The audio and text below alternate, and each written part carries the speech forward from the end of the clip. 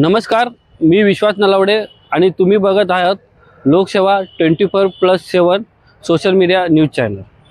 मंडळी, आता अंबरनाथ नगर परिषदेची निवडणूक संपलेली आहे।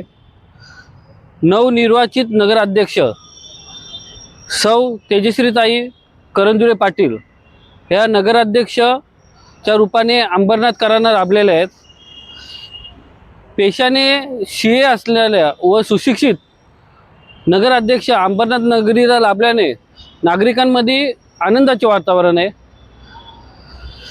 आज आपण एक विषय घेऊन तुमच्या समोर येत आहोत की अंबरनाथमध्ये ज्या पथदिवे म्हणजे रोडच्या साईडला जे लाईटी लावलेल्या जातात, या लाईटी संदर्भात बरेच ठिकाणी लाईटी बंद आहेत व ज्या बरेच ठिकाणी आपल्या असं निदर्शनात येते पथदिवे स्ट्रीट लाईट या संदर्भात आपण बरेच ठिकाणी बघत आहोत की काही ठिकाणी किंवा बहुतांशी दिवे हे बंद आहेत। आणि अंबरनाथ मध्ये या जे पोल लावलेले आहेत रोडच्या बाजूला, त्या रोडच्या बाजूला जे पोल लावलेले आहेत त्या पोलाला जे वायरी जॉईंट केले जातात, त्या वायरीमुळे अक्षरशः म्हणजे अंबरनाथमध्ये वायरिंगचे जाळे झालेले आहेत। आम्ही तुम्हाला स्क्रीनवरती बाजूला दाखवत आहे, काही ठिकाणचे आम्ही दृश्य टिपलेली आहेत। तुम्ही बघाल तर हे म्हणजे अशी जाळे झालेले इथं म्हणजे आर्थिंग काही ठिकाणी आर्थिंग ही नसल्याचे आढळलेले आहे।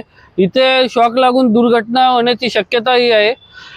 तरी तुम्हाला काय वाटतं, तुमच्या इथं तुमच्या एरियामध्ये जर अशा प्रकारचा कुठं पोल असेल तर तुम्ही आम्हाला नक्की कळवा। ते सौर ऊर्जावरती चालणारे पथदिवे लावण्यात आले, परंतु याची संख्या खूप मोठी होती। परंतु आता बरेच ठिकाणी आम्ही पाहणी केली असं तर हे दिवे बंद स्वरूपात आहे। आणि नागरिकांमधून अशी मागणी होत आहे की संबंधित ठेकेदारावरती कारवाई झालीच पाहिजे।